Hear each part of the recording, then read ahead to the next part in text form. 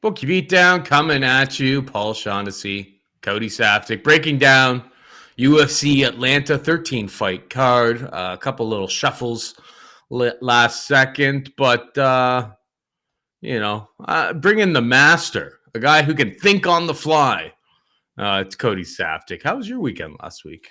It was a pretty crazy weekend last week, Paul. As you know, you flew in for the Mayo Media Network live show downtown Toronto. And yeah, we all got together on Friday night, went to a nice steakhouse, brought my wife. And then after dinner, walked my wife back to the hotel. She's like, okay, go have fun with your buddies.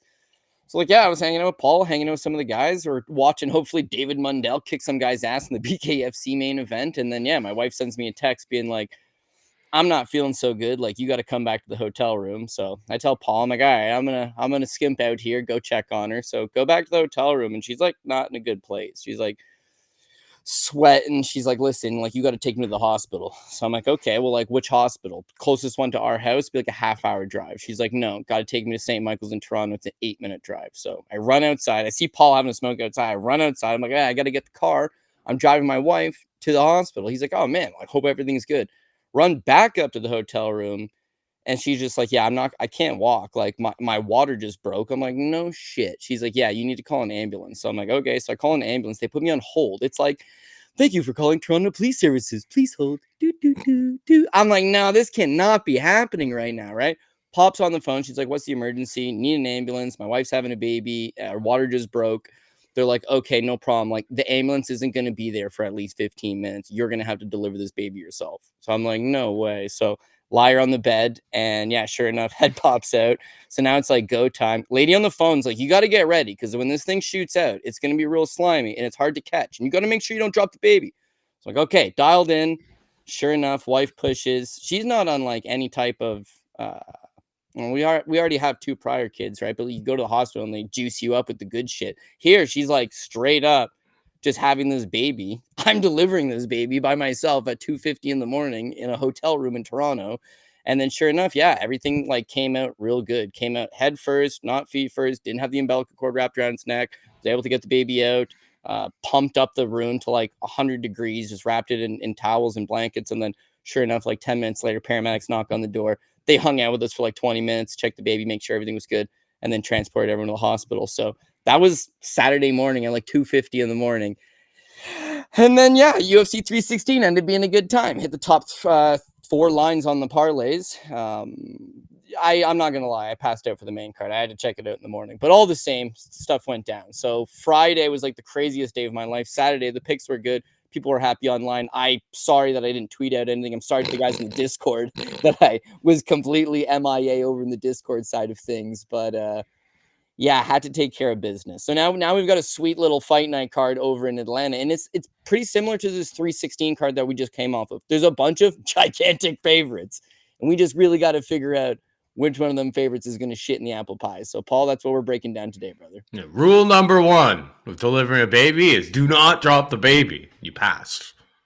All the other things kind of seem like they kind of fell into play. Luckily, the head came out first. But yeah, absolutely wild. And like, just from my side of it, Cody's telling me about like going to like a different hospital and stuff. I'm like, I'm going to order you an Uber. And then he kind of just like dismisses it, disappears. Remember having a smoke and like an ambulance and like a fire truck show up. But like I didn't put 2 and 2 together, right? And then like a few minutes later, I get a text from Cody with just a picture. And there's blood on the sheets and stuff. I'm like, this room's destroyed. I thought they were going to be really mad. Yeah, like did somebody kill a hooker in there? So I'm kidding, but and then I see in the bottom corner of it, you see a little baby head. He's just like, I just delivered this baby. I'm like, wait, you just delivered this baby? Insanity. Well, the hotel insanity. The hotel manager comes up with the paramedics, right? So then afterwards, they get my wife and the baby out, and then I talk to the manager. I'm like, dude, I'm really sorry about this. Like, this room's destroyed. And he's like, man, this is awesome. He's like, there's never been a baby born at a Delta Marriott before. I talked to the guy, like the chain of command guy. He says this is the first time in company history, and we want to give you guys free rooms if you want to stay here again. So I'm like, all right, sweet. So then we came back Sunday morning after we got discharged from the hospital. I seen Paul again. And they were saying the same thing. They're like, here's our card. If you ever want to stay at the Delta Marriott again, we'll take care of the room. We'll put you right back in the same room. Don't worry. We're going to deep clean it. But yeah, like our gift to you. So we were like, oh, sweet. They end up being super cool about it. So I did tell Paul, I'm like, man, I caught this baby. I was all like Plexico Burris up in there. And he's like, oh, dude, like Plexico Burris when he caught before he got shot. Yeah, when he caught for before the he Super shot Bowl. himself. And it's like, no, Plexico Burris when he accidentally discharged a firearm into his own leg at a night. So I can't confirm nor deny that cocaine was involved. But what I can say is that it was a wild experience on Friday night, nothing that I would ever trade in. And so, yeah, back to business. I got a third kid to take care of. That is a third mouth, plus my mouth, plus my wife's mouth. Plus, I'd love to get a wiener dog in the near future. That's a lot of feeding to do. So we're going to Atlanta, and we got to crush some more tickets. So let's do it. 100%. Let's get this bread. All right, main event. We've got Kamaru Usman taking on Joaquin Buckley. Buckley is a minus 270 favorite to come back on Kamaru Usman, plus 230. Cody, take it away. Yeah, again, logically speaking, it feels like, Joaquin Buckley, 7 years younger, and he seems to have a speed advantage. Although his striking volume isn't like super, super high, the guy's got natural power in both hands, and it just feels like Usman at 38. We keep talking every time, Paul, about the knees and how destroyed his knees are. And now 38 years old on a 3-fight losing streak, having to cut back to 170 pounds for the first time in over a year. There definitely leaves a lot to be desired, but the number, I just can't get around the number. For me, it's got to be an Usman play simply because I'm chasing a dogger pass scenario. When I look at this fight, I got Kamaru Usman, obviously a former world champion, but as much as you can talk about his knees have regressed and he has regressed and he's getting a little bit older, you still got to be an elite guy to beat him. You look at the 3-fight losing streak, the first one being the Leon Edwards fight, gets head kicked in the 5th round, winning the fight, doing well, scoring takedowns. And unfortunately, he gets kicked lopsided the head in the 5th round. Goes to England for this trilogy match, loses that. That one I will point out as I didn't think he looked particularly good. Not like he looked bad. He still got 4 takedowns. They weren't coming as easy. He looked noticeably slower. He looked a little bit disinterested, and he got outpointed. Then you have that Khamzat Chimaev fight. Now, I did bet him as the underdog against Khamzat Chimaev, and he's taking it on a week's notice, up at 185 pounds. But it's the same reasoning. We can all discuss how good Chimaev is, and turns out, guy's pretty damn good. But you still got to prove it. And with Usman, he's a proven commodity. He's fought all the best guys. He's tough to put away. He can wrestle. He's got solid cardio. He's got a nasty jab on him. He's a veteran-type fighter. Chimaev still had some proving to do. The first round of that fight, all 3 judges score at 10-8 in favor of Chimaev. The second round's a lot closer. By the numbers, Usman actually outlands him. In the 3rd round, Usman's taking over. It ends up being a majority decision. One of the judges scored at 10-8 first round for Chimaev, gave rounds 2 and 3 to Usman. On short notice, up a weight class. Now, people will tell me, well, Chimaev's a welterweight too. It's not necessarily up a weight class. He's just fighting another welterweight up at 185. Nah, dog. Mike Malott used to fight at 145. He ain't no featherweight, right? Like, Chimaev is a giant man. And so I don't think that Usman's done. I still think that there's still something left over. When you look at this 3-fight losing streak, it's to possibly the best middleweight in the world, and then also 2 losses to a former world champion in Leon Edwards. Is there regression going on? No doubt about it. But how does Joaquin Buckley go out and beat him? Okay, well, Joaquin Buckley has been sprinkling in some takedowns to his last couple fights, but he's not taking down Usman.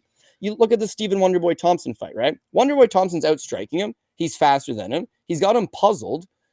Buckley's shooting takedowns because he can't figure out a way to slow him out. Yes, he detonates on him in the 3rd round, but he does not look good up until then. Those 4 takedowns do help him out. His Ruziboev fight, Ruziboev's so tall. He's having trouble with his length. He can rely on 4 more takedowns against Ruziboev. Against Usman, I just don't think he's going to take him down. So now he's forced to just outpoint him, outvolume him, or knock him out. Well, knocking him out is going to be difficult because knocking out Kamaru Usman is not exactly an easy task, right? Even though he's showing regression to his speed and his overall skill set, that explosiveness, he's not necessarily showing regression to his durability. So if Joaquin doesn't knock him out, he needs to just outpoint him, high volume, outpoint him. And therein lies the issue. When you look at Joaquin Buckley, he's a low volume guy. Most of his fights, what's his career high? 80, 86? The fight with Colby. His career high landed in a single fight is 68. Mind you, that's a 15-minute fight. But that Colby fight, though, he was well on his way. Yeah, that's his career high. He's got 86 against Ruziboev, 75 against Colby Covington. You're right. But that was in 3 rounds of a 5-round fight, and it was a cut stoppage. Yeah. When I watch Buckley, I see the improvements, no doubt about it. This guy is, like I said, a power puncher. He's starting to get a lot of experience in the division. He's comfortable out there. He seems like you'd like to see him in a 5-round fight because he waits sometimes. He's a little bit patient, and he waits for those big opportunities to explode and get these later knockouts. He knocks out Colby Covington, or call it what you want to call it for the stoppage, but I mean, It's he a does cut. catch him. Yeah, it's a cut stoppage, but he does catch him. He's got him tired. He looks like Joaquin's not going anywhere. It's solid enough. There's other fights that you could point to that Joaquin in that third round, again, the Stephen Wonderboy Thompson fight. I got money on Buckley in that fight. I think he's losing. Knocks him out in the third. It's just, you have seen at the end of some 3-round fights, the Alex Morono fight, he seemed pretty tired to me. Obviously, his fight with Abdul Razak Al Hassan, he's huffing and puffing for air. I just don't know that I can definitively say this guy's built for 5 rounds. I don't know that he's got supreme volume that he easily outpoints Usman. I don't think he's going to be able to rely on his wrestling. Meanwhile, his own defensive wrestling, Colby got him down once on 8 attempts. So that looks good. If we're looking at Buckley's last fight, it's a solid performance because he stuffs takedowns, his cardio looks good, and he beats up a common opponent. In fact, he did far superior against Colby Covington than Kamaru Usman ever did. So if you're looking at the last fight, then yeah. But prior to that, again, I mean, Morono takes him down, but holds him down for like 18 seconds. Nasruddin Imavov, not a wrestler, takes him down twice, racks up nearly 4 minutes of control time, including 2 minutes in the second round. I think that there's a case there. Albert Duraev, scores a couple takedowns in that second round. I think 2 for 5 on takedowns in round 2, but able to ground him. Could Usman mix in some takedowns? Could he use that jab, stick him to the outside, score some points, mix in a few takedowns along the way? Maybe. I don't doubt that Buckley can win. I just, for the line, like Buckley seems like maybe a minus 150 favorite or a minus 170 favorite. But to say he's over a 2-1 favorite over a proven former champion Kamaru Usman, I don't know. Last but not least is that Usman's last fight against Chimaev, he's on short notice, up a weight class. He was very adamant that it's like, yeah, I got tired in that fight because I just wasn't in shape. I'm up a weight class and I wasn't really training. This is a headlining spot. It's a 5-round fight. He's had a full camp to prepare for it. And essentially, if he loses to Buckley here, he's done. So, I mean, the best preparation should have been done. He should come in good form, good shape. And if he's got one last dance left in him, it's going to come on Saturday night. So, because of the line, I got myself ever so slightly towards Usman. But like, this is going to be low in the parlays this week. That's fair. It's fair. I don't intend on betting Usman, to be perfectly honest. And it really kind of comes down to the Colby fight last time out. And the Usman versus Chimaev fight as well. I see Usman surviving in the fight against Chimaev, but I don't see, it ends up being a majority decision. He edges out on 2 judges' scorecards, I guess, to get one of the judges to score it as a draw. But it's credit where credit's due. Surviving that 10-8 onslaught against Chimaev, where he's got your back, he's got everything. Just the level of pace of everything like that, just being able to survive is pretty impressive in its own right. But I don't know, the Colby fight, the sprawl that Buckley showed, the power in round 3, it's like, yeah, I do think he's slowing down a little bit. And like I had Colby in that, so I was like pretty pissed off when that happened. But like rewatching that fight earlier today, Buckley didn't really look like he was going anywhere. So I historically wouldn't have thought that this guy was built for 5 rounds. Against Kevin Holland, he went out there and was breathing so heavy that like Holland was making fun of him. But I think he made some significant improvements at this point. 1 of 8 on the takedowns, the sprawls, and even when he did get taken down, he got up like pretty quickly there against Colby. I don't know. I just think that, what they say about the old days, Cody, they're the old days. And like Usman, even though he edged out, on the one judge's scorecards, 2 of those 3 rounds against Chimaev, it was 1 after Chimaev, as he does. He has put such an onslaught together that he was so gassed that he kind of, didn't really do all that much with the hands. Got a couple takedowns in rounds 2 and 3, but like they were late in the rounds. Didn't really have anything left in the tank. Still kind of held on. I just don't see much of like Kamaru going out there and winning fights anymore. If these 2 guys are just exchanging in the pocket, like I think Buckley's going to absolutely fold them or absolutely land so much like much more damaging strikes at this point. Yeah, I'm not buying into Usman. I'm not taking the plunge on Usman at the plus money that we see right now. But I will say, a bit of a coward's way out. not rushing to the table to get minus 270 on Buckley. If I miss it, I miss it. Maybe more people think like you by the time we get to fight day, and I'll work Buckley into some stuff. But yeah, I mean, if it doesn't get down to like minus 200, I'd probably not have any money on the fight, to be perfectly honest. Moving on down, we've got Thug Rose Namajunas taking on Miranda Maverick. Thug Rose minus 240. Favorite comeback on Miranda Maverick is plus 206 he got. Yeah, I feel like Rose handles her fairly easily. But I mean, nothing's ever easy these days. But yeah, I would say Rose probably got her number here. The reason I say that is when you watch Miranda Maverick, she's got a lot of problems going her way. No doubt about it, the Simps love this girl. And physically, she's super strong. But she has no volume. She's got no real way to finish the fight. And she relies on just muscling opponents to the ground. It's not good wrestling. It's that she's physically stronger than her opponent. And she can peel them to the ground. The most notable example of what's probably going to happen here is if you watch her versus Jasmine Jasudavicius, right? Is that she's shooting the takedowns on Jazz, and Jazz is just sprawling them out, reversing, and ending up on top. And then when Jasudavicius is on top, Maverick cannot get up. Like, she's not particularly good off of her back.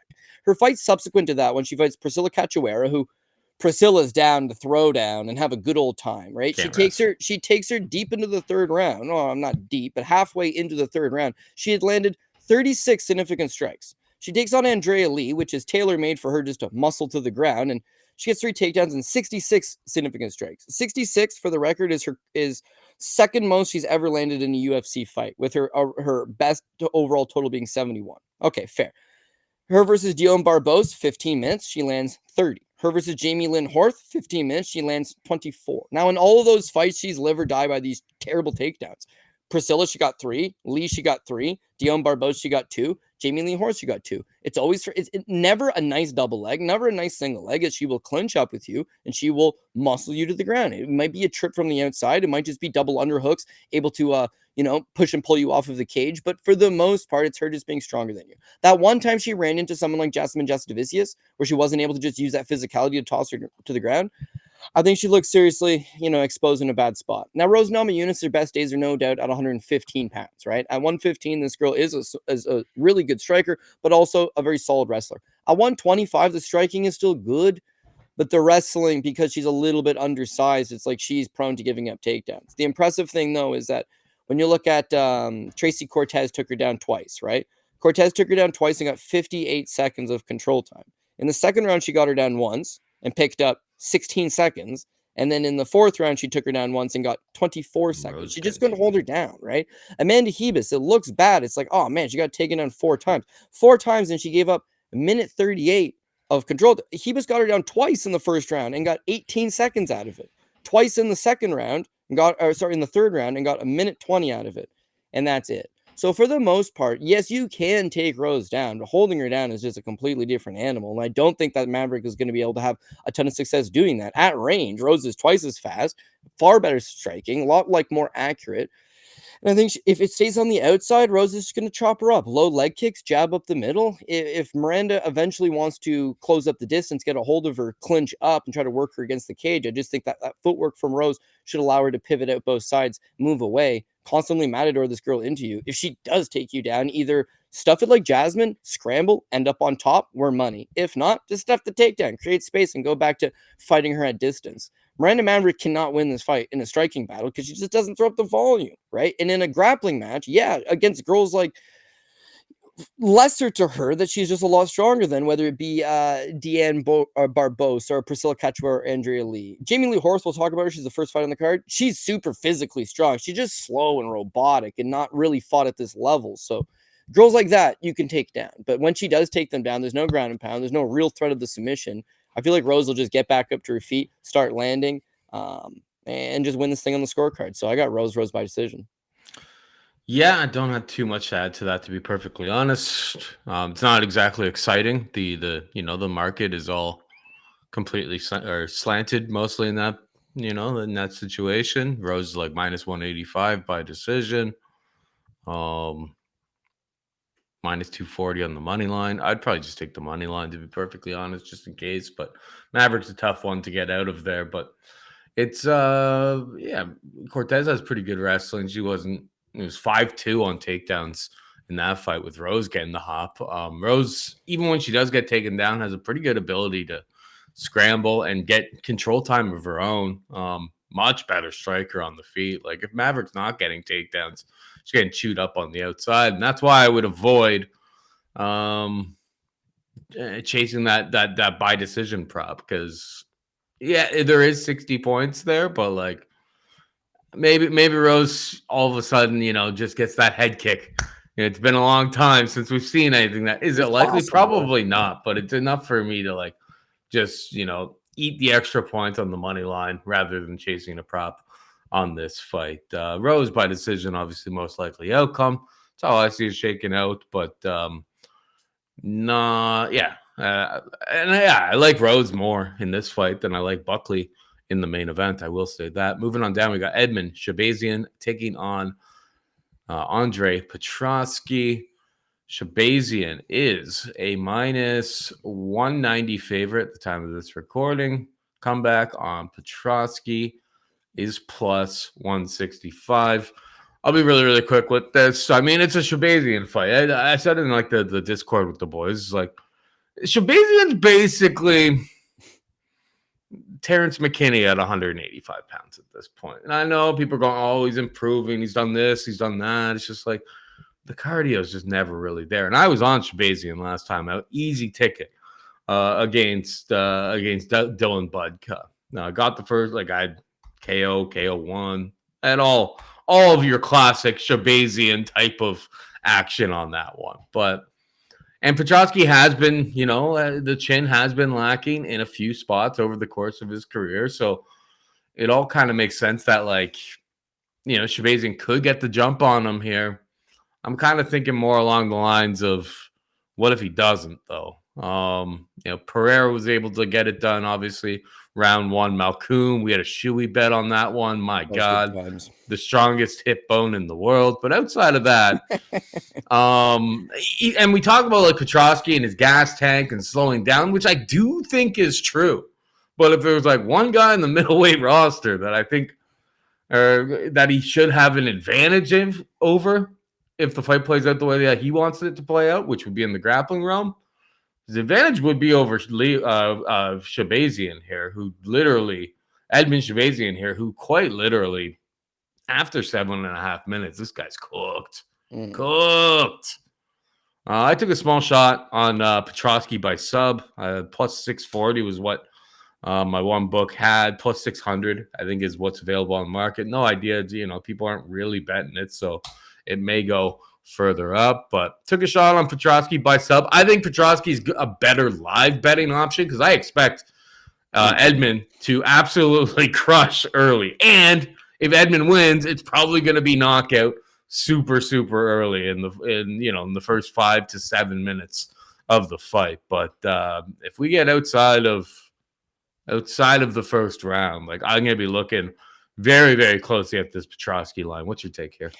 Yeah, I think Shahbazyan knocks him out in the first or second round, but I completely agree with everything you're saying. This could be a live betting spot if you're on Team Petroski, being that he's either going to get smoked out of the first round and you didn't have to lose any money, or he gets beat up bad in the first round. You're getting a huge price to start the second, and then that's where we see Edmen fall apart. If there's two faults in him, it's his cardio and his takedown defense. And whereas the takedown defense, you got to assume he's 27 years old. He's living full-time in Las Vegas now. He's getting in rounds with some of the best guys. The takedown defense could, in theory, get better.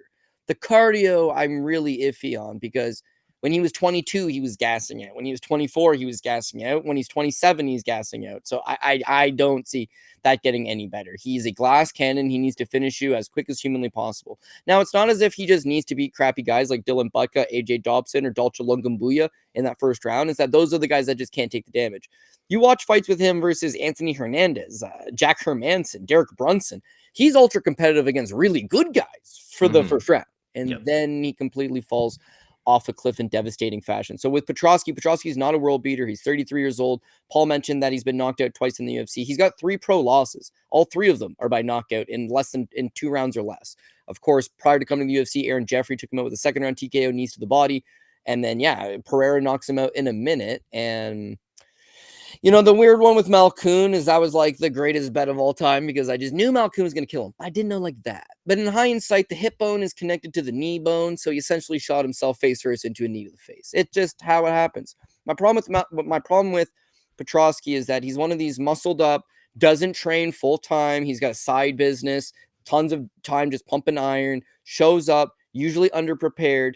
And yeah, like he's a former college wrestler, but he doesn't shoot that many takedowns. He's got a BJJ black belt, and if he grabs a hold of your neck, it's going to be a problem. But there's no real resolve to him. I'm won money on this guy's last time out against Rodolfo Vieira, thinking his wrestling was good enough to keep it standing and he'd be able to win these striking exchanges. In the first round, he did. In the second and the third round, actually, I thought he lost the second round. The third round, he stuffed a few takedowns and kept it up, but he's gassed. He's gassed the whole time. He's getting outstruck by Rodolfo Vieira in the second round. This is all bad news, dude. He's going to get punched out by Edmen is my guess. Now, the last thing I will say here is that with Shahbazyan, and Paul already outlined this, it's like, yeah, but dude, if it gets over 7.5, you got a serious problem in your hands. I do and I don't. These are his losses past 7.5. Okay. Gerald Mearshart. The guy's made an entire career of being in really good shape, solid cardio, and catching guys late. That's what he does. Anthony Hernandez. He could have the best cardio in the entire division. Nasruddin Imavov. He's a top 3 guy in the division right now. He's been booked for 5-rounders. Jack Hermanson has competed in plenty of 5-rounders. Beat Joe Pyfer by outlasting him, taking him to deep waters. Has no cardio issues. Derek Brunson's got cardio issues. That's fair. But that was like blonde hair Bumson, where he suddenly hit like mythical creature status for like, I don't know, 2 years, went on a solid win streak, and then went back to doing his own thing. But what I'm saying is that all of these guys that were able to outwill and outlast him are all known for their cardio. Petroski, that's not him. A casual will tell you Petroski's got more third-round finishes than anybody, right? He beat Michael Gilmore in the third round. He beat Hugh Yazong in the third round. Get out of here, dude. The fact that he's going to the third round with these guys is everything you need to know, because his opponent, Edmen Shahbazyan, has made an entire career of cooking guys like that in the first round. Yeah, he's a fast starter. Petroski just doesn't have the durability to deal with it. If for whatever reason Petroski does get out of the first round and Edmen slows, just not enough. He won't slow down enough that Petroski's going to suddenly dominate him. So I think Shahbazyan wins this fight. But of course, he needs to go and prove me right. And once the cage door closes, it's all just theories out the window. But I think this is a good fight for him, and I think he makes it look easy. All right, we got Cody Garbrandt taking on Raoni Barcelos. Raoni's a -190 favorite to come back on Cody Garbrandt. +165 we got. Well, Paul, as you know, this is an absolute heartbreaker because Raoni's my boy, and I just want to spam a Raoni pick here, but the value is just not there. It feels like a total trap line of sorts. What I mean by that is when you look at my boy Raoni Barcelos, love this guy, is that, yeah, at the weight class, he's now 38 years old, competing at 135 pounds. His best days are certainly behind him. He gets matched up against, he's on 2-fight winning streak, against Christian Quinones, right? Against Quinones, who's a relative nobody in the division, Raoni struggled. He struggled to outstrike him. He struggled to outgrapple him. He went 0 for 8 on takedowns in round 2, and then eventually did catch him with a rear naked choke in round 3, but it wasn't pretty work. That caused him to be a +710 underdog against Peyton Talbot. Now, Peyton, as gifted as he is as a striker, he's very young, he's very green, and he clearly can't wrestle. So Raoni can expose him, this young prospect, who clearly has a giant deficiency in his game. Raoni's his veteranship, it can expose a guy like that, and he did. How do you go from being a 7-1 underdog, you're 38 years old, people are talking about it as if you are done, to now you're a 2-1 favorite over Cody Garbrandt? Cody's also on the backswing. He's definitely not the same guy he used to be, but he's still a former UFC champion. Technically speaking, he's got better boxing than Raoni Barcelos. Durability-wise, no, you're right. I can't say Cody Garbrandt can take a punch anymore. However, Raoni hasn't knocked anybody out in 6 years, right? Like, I don't know that he's necessarily going to knock out Garbrandt. In terms of the ground game, it's like, okay, Raoni's been mixing in takedowns. He took down Peyton Talbot. It's like fair, but I mean, Cody Garbrandt's a former state champion wrestler out of Ohio. Spent a lot of time at Team Alpha Male. Does Raoni go and take... Raoni couldn't take out Christian Quinones in the second round. He couldn't take him down. Is he going to just easily walk right through Cody Garbrandt? No. This is actually going to be a real good, technical, scrappy fight. Both guys are going to have moments. Both guys are capable of winning. It's an even money fight. The fact that there's that much plus money hanging around Cody Garbrandt, I can't look away. Now, this one hurts me because I love Raoni Barcelos, but I love value more, Paul. And not all these big favorites are going to win. Not all these favorites are going to win. If I can fade a 2-1, 38-year-old bantamweight, who is the only reason he's a 2-1 favorite is because he just upset a young prospect his last time. I was a huge underdog. Does that suddenly make you back? Does that suddenly make you faster than you used to be? Does that suddenly make you the man? And for the record, watch that third round of Raoni Barcelos versus Peyton Talbot. Raoni's done.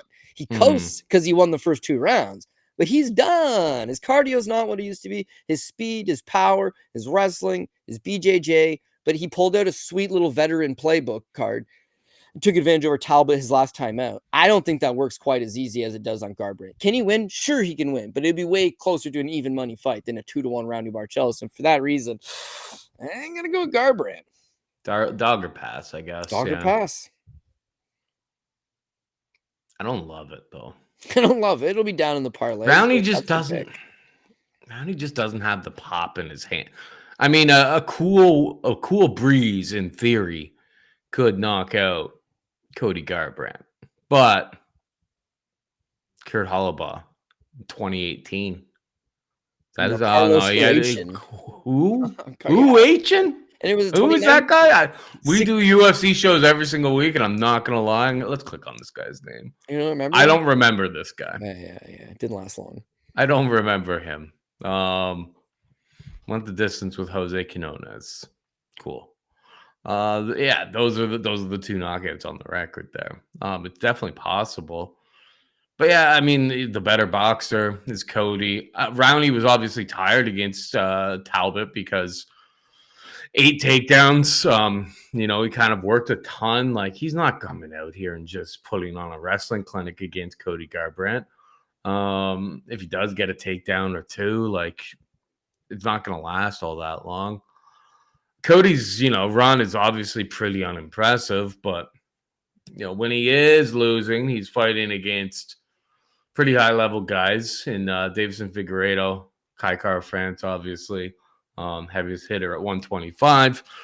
And Rob Font just puts up crazy volume. Tough to keep up with that type of pace. Raoni's not going to do that. God. Yeah, it's Cody Garbrandt. It's dogger pass. It's very, very clearly dogger pass situation. So we're on the same side on the dog. Well, very, very much prepared for him, or for Cody to, for a stiff breeze to come by. It's possible. Of course it's possible. A stiff breeze is going to come by, and I'm going to be like, well, this is the risks. These are the things that we thought could happen. And people will be like, "You're an idiot. Why would you bet Cody Garbrandt?" Just like, because the value, there was so much value on it. But yeah, like that fight against Peyton Talbot doesn't really tell you all that much. Like, I'd be very surprised if he's able to come out there and dominate wrestling like that. Yeah, I agree. It's going to look like a lot more like a whole bunch of other fights that we see from Raoni, and probably gets out volume on the feet. There is that outlier, and what makes it nervous, and why we're getting Cody Garbrandt as a dog here, is a chin. A chin is. He's probably going to get wobbled at one point, but your butt will be puckered up. My butt will be puckered up. They both may get wobbled, because again, you look at Raoni, and Timur Valiev rocked him a few times, but Victor Henry put up sickening numbers on him. Oumar Nurmagomedov knocked him out in the first round, which I like Oumar, but he's not really the huge power puncher. Kyler Phillips dropped him like a sack of potatoes in the first round. I don't doubt either guy could knock the other guy. In fact, you're looking at round totals fights. I'm not digging the over on this. I think someone's probably getting slapped, or just be a violent fight. But you got 2 older bantamweights that can still throw, but can't necessarily get out of the way as quick. What you mentioned, the likelihood of him just putting on the same grappling clinic again is a lot less likely. So now you're going to have to box with a guy that in theory has better technical boxing than you.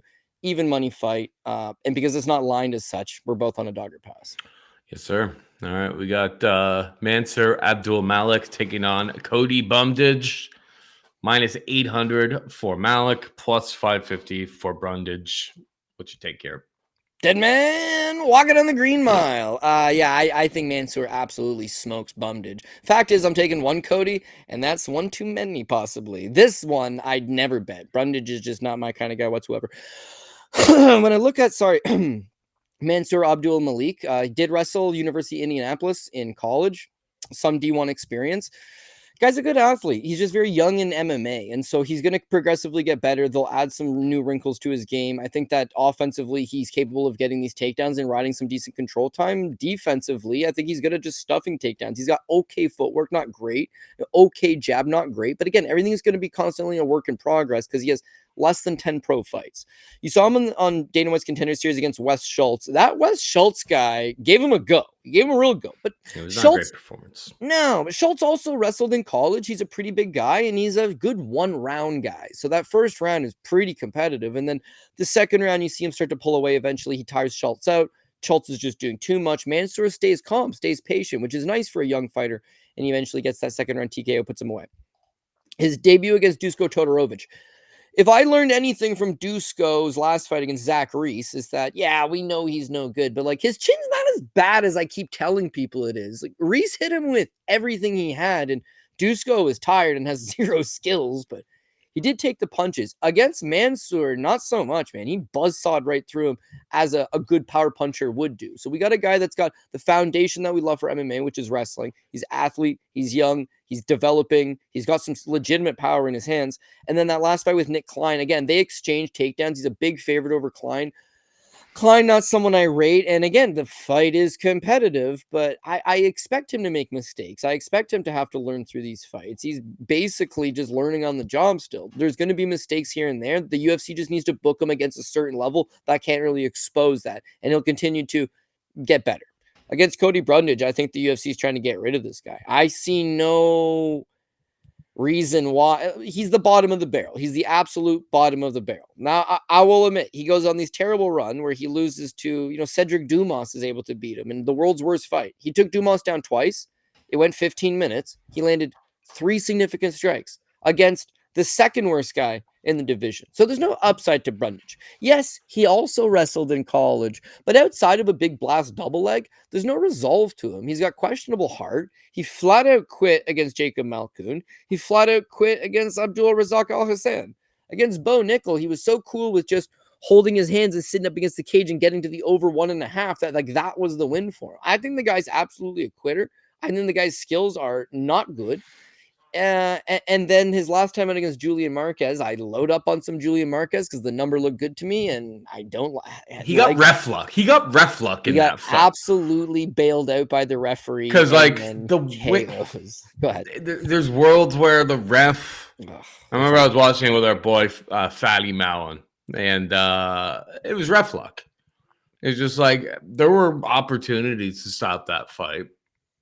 And Marquez would have came out away. Like the fight played out like 100%, an absolute banger that takes 4 minutes and 45 seconds. But yeah, like it kind of came down to ref luck. You want to know the funny thing about him is that last fight with Marquez, he's inches away from getting deaded and separated from consciousness. And I think the ref bailed him out. Regardless, I think he got lucky there. These are his other wins in the UFC.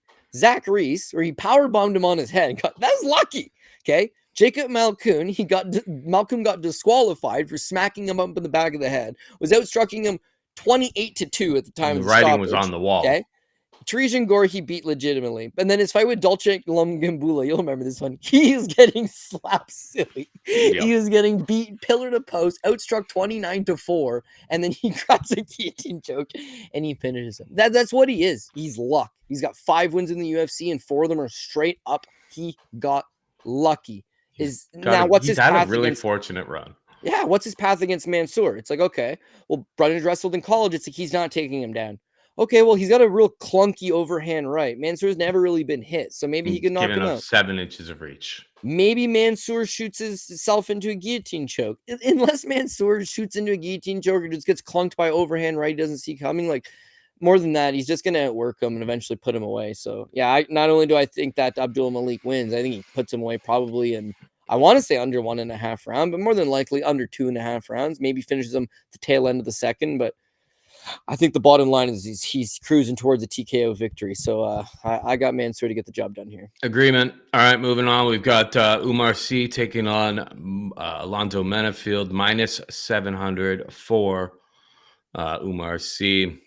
Comeback on Menifield plus 500. Your thoughts? Could be another huge trap line, but it's just whereas you can sniff out a trap, sometimes you still end up jumping in it anyways. And now I can say, well, at least I had it lower on my stuff. Yeah, pick's a pick. And so is C. Oh man, I really like this guy. When you watch his regional run before coming to the UFC, it's like this guy can grapple. We all know about his proportions, his length for the division. Very big, long guy. He officially 6'4". with an 83-inch reach. And he's got a weird story. He spent a lot of time at Bulgaria top team learning how to wrestle. When you look at his ground game, it's like that's where he thrives. He can take these guys down. He can beat them. Does he have some natural power standing? Yeah, he's a big guy. He could clip you, but really he's an athletic big man. He moves well on the ground. He transitions well on the ground. I think that he's going to be able to come into a division that largely lacks finesse grappling and beat these guys up. His running KSW, I thought he looked pretty solid. A lot of first round finishes out of him. It's when he comes to the UFC. Debut against Tuco Tokos, looks like $1 million. That last fight against Dawoon Jung. Now, I got him loaded up. I think this guy's the truth. He's 10-0 at the time. He's still only 28 years old. He's getting quality rounds. He's not with Bulgaria top team anymore, but he's still getting solid rounds with some of the best teams, best coaches, best training partners. This guy's going to be a serious problem. And by the numbers, he kills Dawoon Jung. Look at that. 90 significant strikes to 29. Took him down twice on 7 attempts, racked up 3 minutes of control time. The reality of it is he's really green. He doesn't set up his shots particularly well. His control time's really not all that good. He seems to fatigue. You can blame it on he's fighting under the bright lights, but that was his sophomore outing in the UFC. Dawoon Jung's not bad, but I was expecting far more from him. And he wins. That's fair that he wins. But right away, it's like, hey, we need to halt the brakes here. He's still young. He's still very green because he's not lost. He's never really had to learn a lesson before. What he's been doing has been working. And eventually someone's going to pose him with some serious, pushback. And I just don't know how he's going to clear that hurdle. Do I think he can beat Alonzo Menifield? Yeah, I've never been a Menifield guy.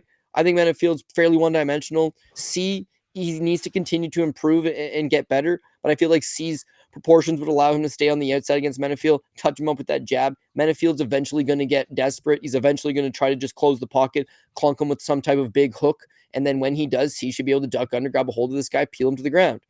It's a lot easier said than done. The reality of this is that he's a minus 700 favorite against a guy in Alonzo Menifield that's tenured. Alonzo Menifield's got 15 fights in the UFC, I'm pretty sure. He's mixed it up with guys like Azmat Mirzakhanov, who at least took deep into the second round. He fought Carlos Olberg, not that he actually really fought him. Justin Jacoby went the distance with him, fought Jimmy Crute twice. I don't know. This is where I would say that I'm having the biggest trouble, is that standing, Oumar C's not super comfortable. Alonzo Menifield's probably got better power. Alonzo Menifield, a little more of a veteran, might pick his punches a little bit better and certainly might have some better body language. So how does C win? He's got to take him down. When you look at Menifield, is that he's short on fighting pure wrestlers.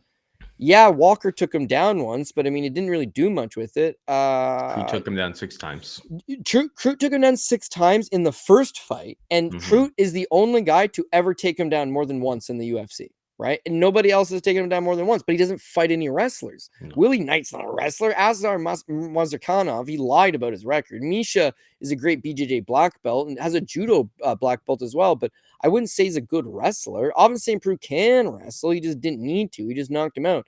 But that Devin Clark fight, Clark went 1 for 8 on takedowns. And Devin Clark is a college wrestler that in theory should have been able to take Menifield down. But yeah, like Menifield's a former football player, big, strong, physical guy. In the UFC, by the numbers, shows pretty well an 80% takedown defense rate. He's got 15 fights in the UFC to just 2 for C. I'm not disagreeing that I think C's going to win, but minus 700. What can I possibly do with this? If I put it on my top ticket, I am asking for trouble. If I put it on my second ticket, it really doesn't, it doesn't add a ton. And I don't think it's some clear walk in the park. I just don't have the balls to be like, dog or pass. There's no value, dog or pass. It's like I'm already doing that with the main event where I think that there's some dog money to be had on Kamaru Usman. I will take that. Cody Garbrandt, I think this thing's lined incorrectly, and I'm willing to take some dog money on Cody Garbrandt. I can admit I think this thing's lined incorrectly, but it should be, hey, C should be a minus 250 favorite or a minus 275 favorite. Some people will say that's what you truly believe, it's an instant bet on the underdog, but that's not me. I'm going by who I think's going to win more often than not, because they're only just going to fight one time. So who's got the higher probability to win that one time that they fight? Yeah, I mean, I'm a C believer. I think he's going to have to get – I do believe he's getting better fight to fight. What I'm saying is that he's going to need to get better from his last fight, or he is going to shit in the apple pie. And at minus 700, it looks like he may be a prime candidate. So he remains the pick for me. Just don't expect to be this guy anchoring everything this week just because he's a huge favorite. Yeah. I don't know. I didn't take away the same stuff from the Dawoon Jung fight. Yeah, I took that one, man. What I took on when I'm rewatching the fight this morning what I took on from that is young prospect at 205. But probably 205. We don't get that many prospects. I guess you had Carlos Ulberg kind of came through, and he even had some mistakes along the way. And these guys shoot up into title contention real quick. But like what I did see from Oumar Sy in that spot is a guy who like a lot of his game of wrestling, wasn't really working. But he was able to win a fight in another way, which I think is like when you're a big prospect who's 11-0, blasting through everybody, finally meeting a little bit of resistance is a good thing. I expect to see the best Oumar Sy, but yeah, you know me, minus 700. Like, yeah, what am I going to do with that? I'm not going to do very much, but I don't have any intention of betting Menifield. The fight with Julius Walker last time out, another long guy, a guy with not the wrestling ability that Oumar Sy has either. That was very, very tit for tat. Could have gone either way. We were both on Walker at like plus 185. Didn't get the nod, but damn close fight. And Walker took that fight on super, super short notice, I believe, debut as well. So I expect Sy to roll. What do I expect? What would I think would probably be more of a fair value? Minus 350, minus 400. We're not going to get. So in theory, the bet would be Menifield, but I don't plan to take that plunge. Like we have like 1,000 regional cards this week, so it's like Sy is the pick. Sy is where if I have any sort of money this week, it'll be. I expect him to win. Menifield's wrestling's about to get tested again, and I don't know if he passes this. He's not. I don't think he's going to be able to stuff what Sy brings to the table on the wrestling side of things. But yeah, and like Oumar Sy on top of that was getting hit by some pretty decent shots by Dong Jung, who, believe Dong Jung. Yeah, that was the Kennedy and Zetchikwu. Remember that? Yeah, nasty elbow. Nasty elbow. So it's like he was eating some shots from a guy who has a pretty bad run, but had shown a little bit of pop. Mike Rodriguez. It's not exactly all that pretty. Wasn't the best performance, but he showed an extra way to get a win, which I feel like for a young, a prospect. I mean, he's young is such a, or that's wrong tab. 1995. He's 30, but at 205, 30 is pretty damn young. Having another path to victory, having to get those full 3 rounds in, like I think that's good for development. So, Sy is also the pick for me. Let's move on down. We've got the fight that was booked before but didn't happen. Paul Berju Craig taking on Rodolfo Bellato. Bellato minus 400 favorite. Craig to be out for plus 300. I did notice because they knew that guys like me were waiting in the weeds. These Craig sub props this time around, they were like 9-1. I had like a plus 950 or something like that on one of my books. They shortened those things right up. I mean, that's basically Paul Craig's path to victory, I feel like, in most situations, let alone this fight. Bellato, I believe, had to pull out due to some sort of sickness last time out. Has anything changed? I know you liked Bellato last time out. What are your thoughts here? Yeah, Bellato had herpes last time out, didn't he? No, that's pretty insignificant. Well, right. It's not going to hurt his health or anything like that. It's just if I'm Paul Craig, I'm not fighting this guy. What are you talking about? Book me against somebody else. But no, they're running it back. You want to know greasy theory? If I was going to take Paul Craig, I'm not chasing that submission prop. I'd chase the knockout prop. I got a feeling that if Paul Craig's going to beat him, he's going to knock him out. Bellato cannot take a punch. He has absolutely zero chin. And I mean, when he was fighting on the regional scene, Vitor Petrino knocked him out in 25 seconds, which is fine. Petrino can crack, right? They roll it back on Dana White's Contender Series where Petrino knocks him out again. Then he fought Ihor Peteria. And Peteria sat him down in the first round. Yeah, he gets up and ends up knocking out Ihor, but it's a real bad look. Then his last fight against Jimmy Crute, he gets sat down again. Like, he cannot take a punch. And his problem is that he just bull rushes you straight forward. Like, he's trying to box you from boxing range, stands directly in front of you, does not move his head and tries to unload on you. So the thing with Craig is that maybe Craig could get a takedown, and maybe Craig could just close his eyes and counter him with something and hit him with something.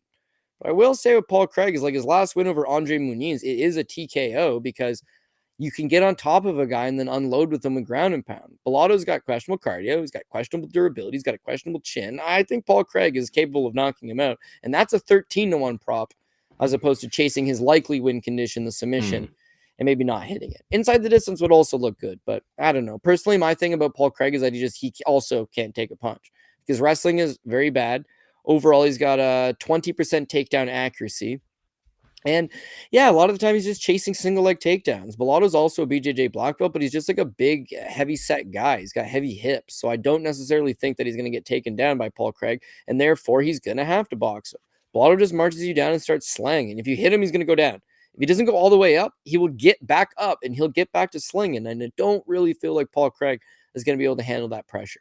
For minus 400 for a fight that has this much volatility, I don't think the number's great. The unders probably look pretty good here because it covers both guys winning. If Bellato wins, he's knocking Paul Craig out in under 1.5. If Paul Craig wins, he may also knock out Bellato, but again, like Paul said, he could also get a quick little takedown, maybe end up on top. Get a submission, maybe Bellato. This is very possible, similar to Krylov versus Paul Craig, is that Bellato may drop him, get on top of him, get overzealous thinking I'm going to knock him out. And then next thing you know, you're in a triangle choke. So it looks like a very violent fight that definitely hits the unders.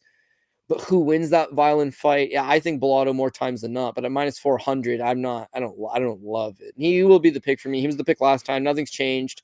I'm sure they gave him some penicillin and some other stuff, some lip chap. And he's good to go. But yeah, he's the kind of guy that can burn a ticket for you because he does not fight a smart game plan. 100%. All right, we got Michael Chiesa taking on Quart the Crusher McGee. Chiesa is a minus 350 favorite to come back on McGee plus 285. Who you got? I kind of held myself for this one, but I'm going to take Quart McGee. I know. It's not popular. Here's the thing with Michael Chiesa, especially at this age.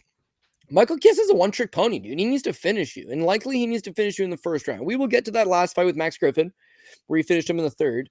But like his win condition is the same thing. He chokes out Tony Ferguson in the first. And then you'd have to go back all the way to 2021 prior to that against Neil Magny. He's had a lot of injuries. He's had back surgeries. He's had neck surgeries. He's had tons of time off. And realistically, when he goes in there, he needs to get a hold of you, take you down, control you, hopefully pick up that submission. That losing streak against Vicente Luque, he tries to take him down. He does. Vicente pops back up, chokes him out. Against Sean Brady, he can't take Sean Brady down. Sean Brady is able to take him down 5 times, out grapple him, wins a decision. Kevin Holland also grabs his neck and catches him in a Darce choke. To beat Tony Ferguson doesn't do nothing for me. So what? You took Tony Ferguson down, you submitted him. Bobby Green submitted him. This version of Tony Ferguson ain't El Cucuy no more. And then his last time against Max Griffin, I thought he won the first round, got him down. Second round, he looks abysmal, man. He's just a fish out of water. His striking is very plodding. It's very low volume. He loses the second round. Third round, he ends up getting a takedown and grabbing the submission. But let's look at these numbers. He beats Max Griffin. It's a second round submission. He had landed 13 significant strikes. Before that against Tony, he had landed 4. Before that against Kevin Holland, he had landed 4. Before that against Sean Brady, it's a 15-minute fight. Brady don't land shit, mind you. But still, he lands 29. Before that against Vicente Luque, he lands 4. Neil Magny was a 5-round fight. They fought for 25 minutes. He landed 24 significant strikes.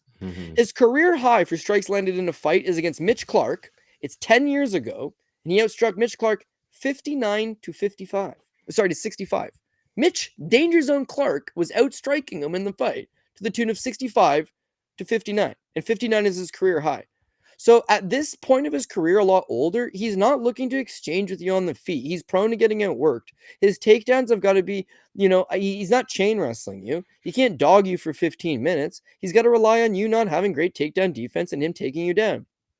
The great thing with Quart McGee is for as many flaws as he had, he's never been submitted in his entire career. He has 0 submission losses. When he was 5-0, he turned pro in 2007, okay? The year he turned pro in 2007, his very first year as a fighter, he fought Jeremy Horn to a 15-minute fight. Jeremy Horn had 74 pro fights at the time, had 42 career wins by submission, and Jeremy Horn could not put this guy away in his first year of fighting after being a junkie who died one time. Court McGee is just one of these guys that he's got an excellent beard on him, and he uses that. You cannot get under that chin. No one submitted him to this point, and he's fought good grapplers. You look at some of these great grapplers that he's fought. Claudio Silva made a whole career of just Ronnie Yayaing people, but yet not against Court. Court out-grappled him. Ramiz Brahimaj picked up a nice win a couple weeks ago. Solid little grappler, is he not? IBJJF champion as a blue belt. Yeah, again, he out-grapples Brahimaj fairly convincingly. Wins his last fight against Tim Means, where he shows there's still some gas in the tank. He scores a takedowns over Means. He outstrikes him. His technical kickboxing, although not great, he's way higher volume and just a lot sturdier than Michael Chiesa. There's a lot more he could go to the well for. In terms of his takedown defense, yeah, Chiesa's going to be able to shoot takedowns on him, but Chiesa's not chain wrestling. Chiesa's cardio is not going to allow him to do it for a hard 15 minutes. Whereas Court trains at altitude. He's from Salt Lake City, Utah. The guy's never had a problem with durability, never had a problem with cardio. Yeah, he's been chin checked a few times against guys like Jeremiah Wells or who's that absolute bruiser? Santiago Ponzinibbio. Yeah, those guys have been able to chin check him. Do you really think Michael Chiesa is going to knock him out standing? So Chiesa needs to take him down, hold him down with no submission and 4 significant strikes landed, which seems to be his average. He's going to need to just take him down and hold him. That's it. This is the whole fight. I take you down, I hold you. No submissions, no ground and pound, no knockdowns, no good striking standing, no nothing. I'm just going to take you down. I'm going to hold you. Well, this is a live crowd in Atlanta, and they're not going to like that. And there's going to be boos, and they're going to be looking for damage. And if Court can get up, or Court can tire him out, or Court can just land 10 strikes in the round to 5 by Chiesa, he can squeak this thing out. So minus 350 Chiesa, no thanks, man. No thanks. I'm going to take like the greasiest underdog shot here on Court McGee to edge out. Oh, Paul likes these split decision props. I don't mind it for this fight either. Take him by split. 14-1. Gets it done, man. Don't threaten me with a good time. I'm in on all of that. The volume, the everything. The fact that Court hasn't been subbed. I mean, Michael Chiesa. When's the last time Michael Chiesa knocked anybody out? I'm scrolling. I want to say he has one, but it could possibly be none. Scrolling. None in the UFC. Has he knocked anybody out? No.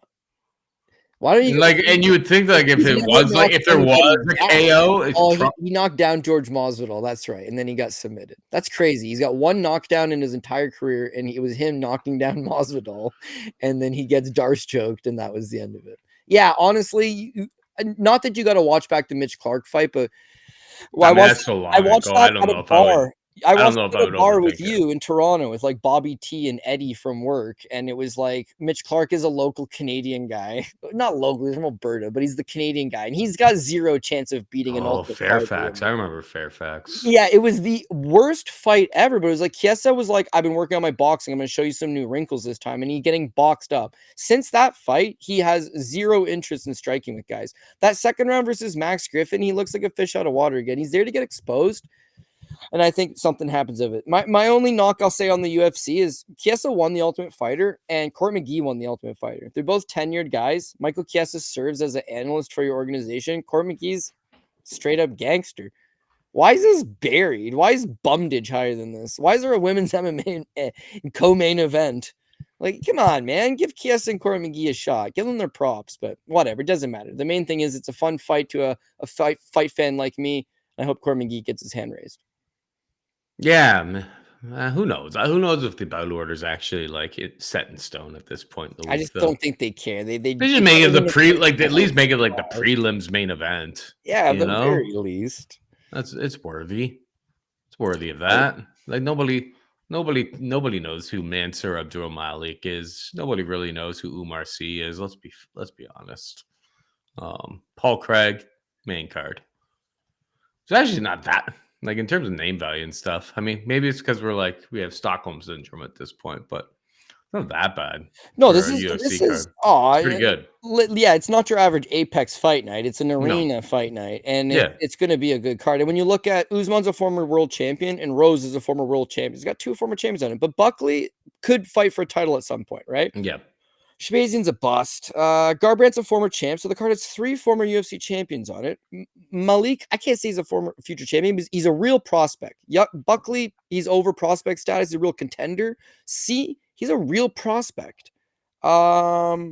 This Wellmaker guy's a little bit older, but he's from Atlanta and it looks like this guy could be a decent prospect. Ricky Simone's like this second or third fight on the card. Like, this thing's loaded. This is absolutely loaded. So props, but there's a lot of huge favorites. So that's the water we're trying to navigate, is like, which one of them shouldn't be that big favorite?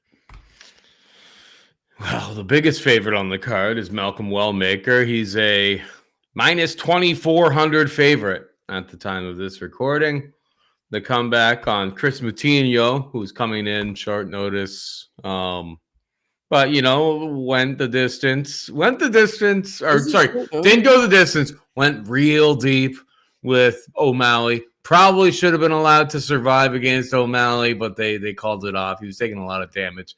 And then followed that up by getting its head knocked off in 2 minutes by Guido Canetti. He's plus 1,100. I made like a meme, was dropping in the Discord. Like that monk meme, like, please help me, stay strong. Yeah, hold on. keep hanging. Provide me the strength to not bet. I mean, then this number's nuts.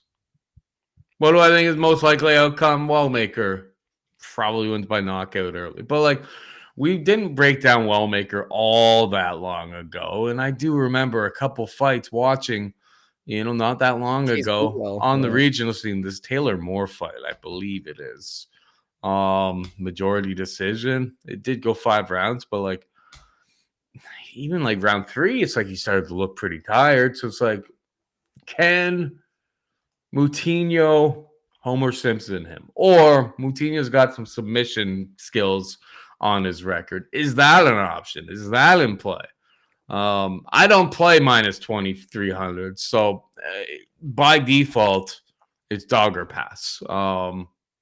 As of the point of, I haven't put any money on it yet. So as of the point of this recording, it's a pass. But I mean, if this number sticks around, like, it doesn't cost much to be wrong. So I'll probably have money on Moutinho if they want to hang plus 1,000 or up on me all week.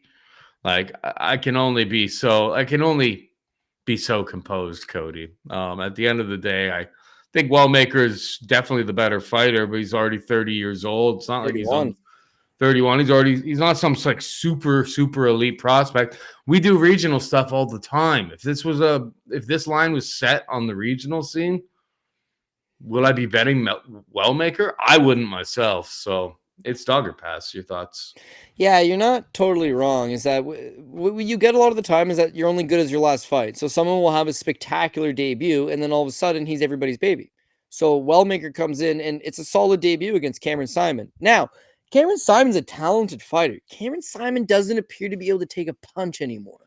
So it's a really nice win because you beat a credible guy who's got a bit of a name, some legitimate skills, but it's a good matchup for you because he can't take a punch, and you clip him and you knock him out in the first round, and bam, just like that, you're everybody's baby. Now, it gives you real Peyton Talbot vibes, where Peyton Talbot comes into the UFC, he ices a guy, and instantly everyone's like, this is the future of the division. But do you know that? Do you know that he can grapple? Do you know that he's got 15-minute cardio? Do you know that he's got all these intangibles to his game? No, he's a good character with some slick striking, and he knocked a couple guys out. And now he's a 10-1 favorite over savvy veteran of the division like Ronnie Barcelos, and he gets fraud check. They call it a fraud check. I don't think it's a fraud check. It's just a bad stylistical matchup.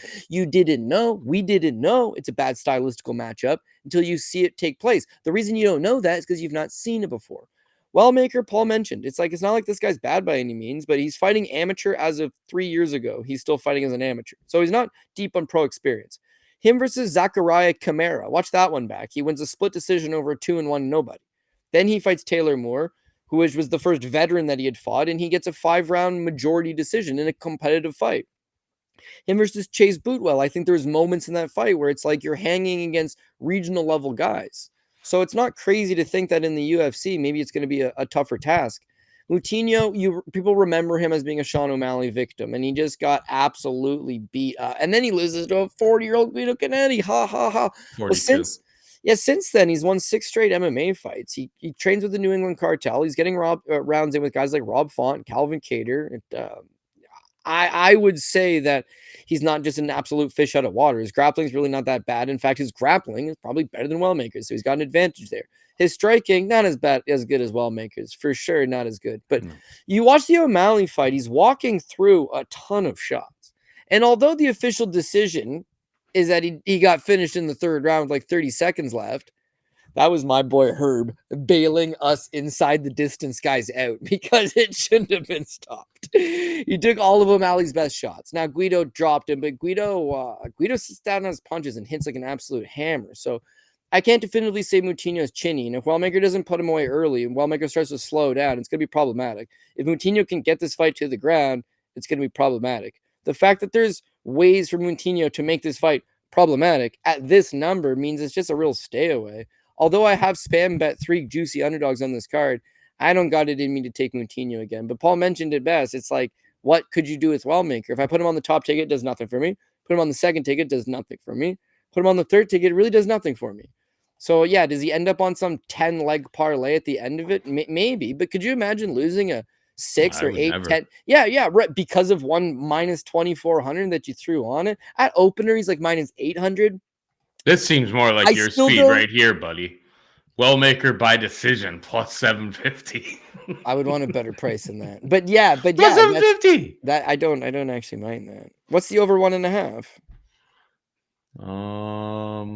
Plus 135. Yeah, I did plus money on a 1.5.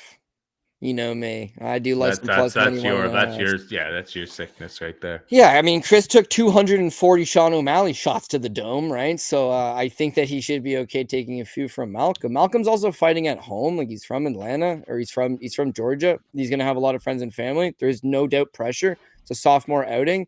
He's been hyped up as a guy. He's winning as a minus 2,400 favorite. Everyone's going to say, well, duh, you fought Kris Moutinho. What a bum. If you lose, it's over for you, dog. You're 31 years old. You said that you were, apparently he was working a full-time job as of 4 months ago. He won his debut. I think he's full-time as a fighter now. I'm not knocking him in the slightest bit. I'm not. I'm just saying the line's super wide. That it would have to be a slam dunk home run. Like, I'll admit, because I'm a sick bastard, I bet odds like this sometimes on boxing. And it'll be like, I got a 6-time Irish Commonwealth champion taking on a guy that's 4-17 from Mexico. Yeah, okay. It's minus 2,000. I get it. This is not that. This is 4-ounce gloves fighting a guy on a 6-fight winning streak who's already in the world's #1 promotion. Yeah, like, come on. This is way more competitive than this line suggests. But nobody likes Moutinho, and Wellmaker's everyone's baby. And just like the Payne Talbot fight, they're going to skew this.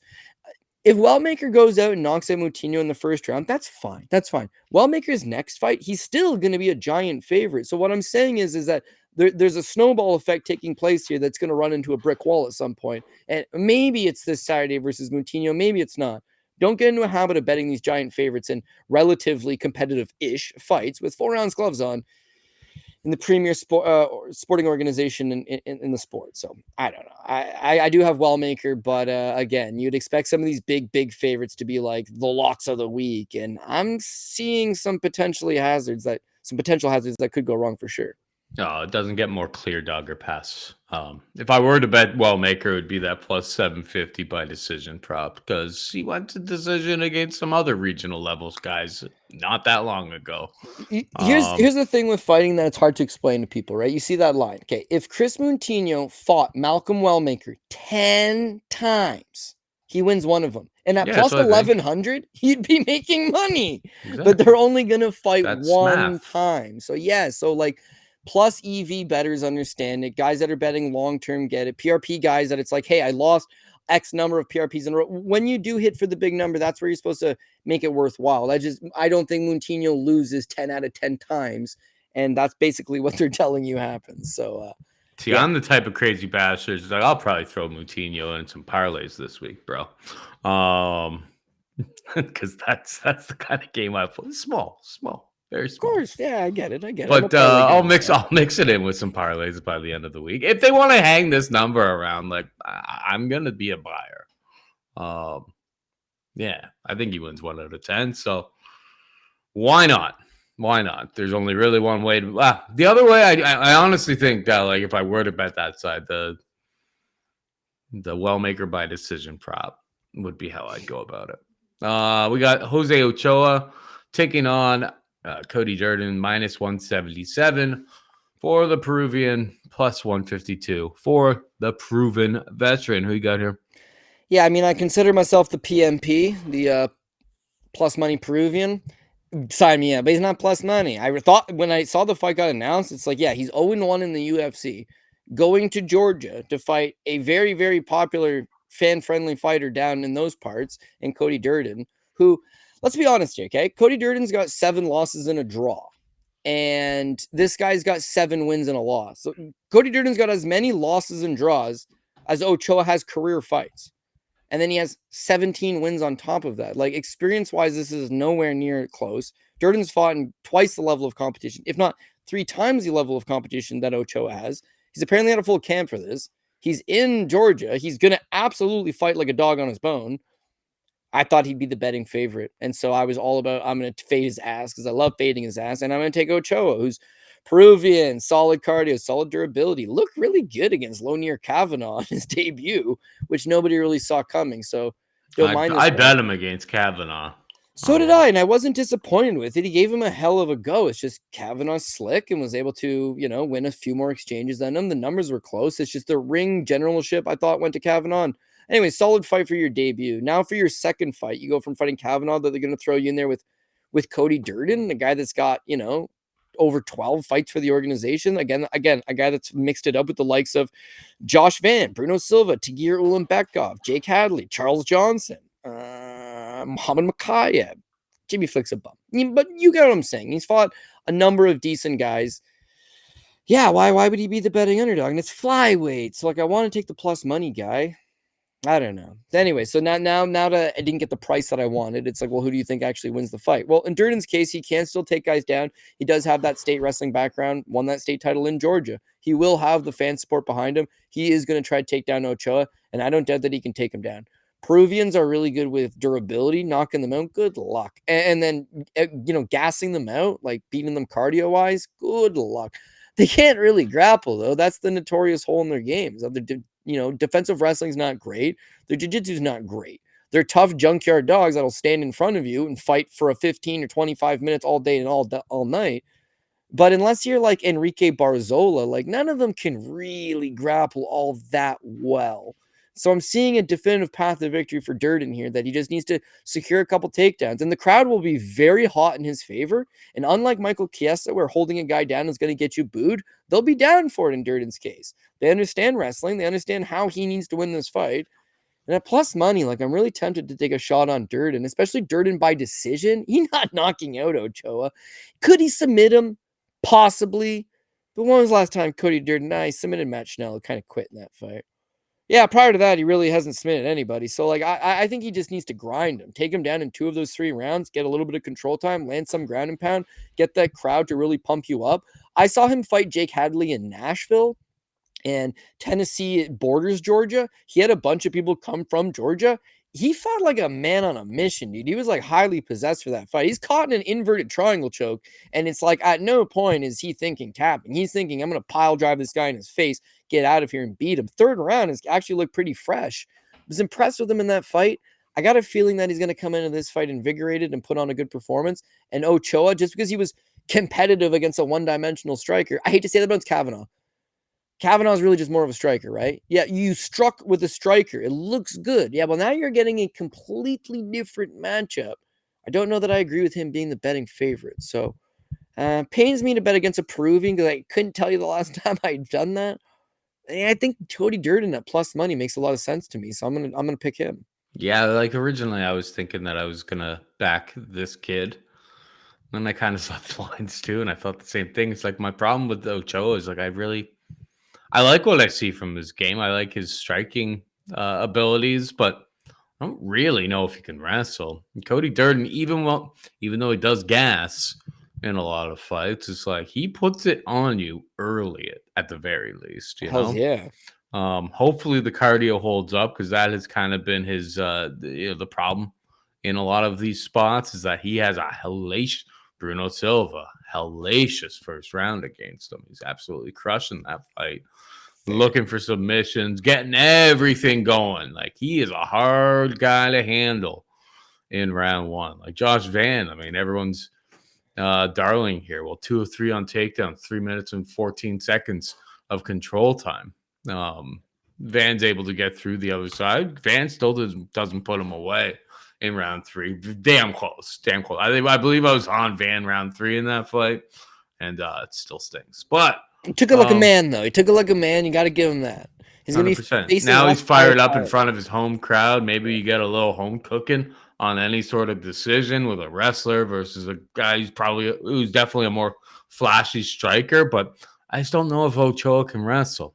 I should probably look at a little bit more tape and see if I can find it. But and I liked Ochoa coming into his fight against Lonir Kavanaugh. But I don't intend to lay that. For people who go, oh, we opened at that. It's just like, yeah, it was there for about 2 hours. Yeah, that's what like I those thought. Openers and stuff. That's what I thought it would be, but I never saw that number. Yeah. Well, that's the thing is that he's there for a couple hours and gets smashed down. Yeah. And is gone. Once it got to a pick'em, okay, even at where it hung out, April 30th over to here, I would have been considering the Ochoa side, better cardio. Yeah. I don't know that he's gonna fold up if he gets like wrestled and grappled. And then as it keeps growing, we've crossed into the Durden zone as far as I'm concerned. Cody Durden's the pick for me as well. In this fight, we've got Ricky Simone taking on Cameron Smotherman.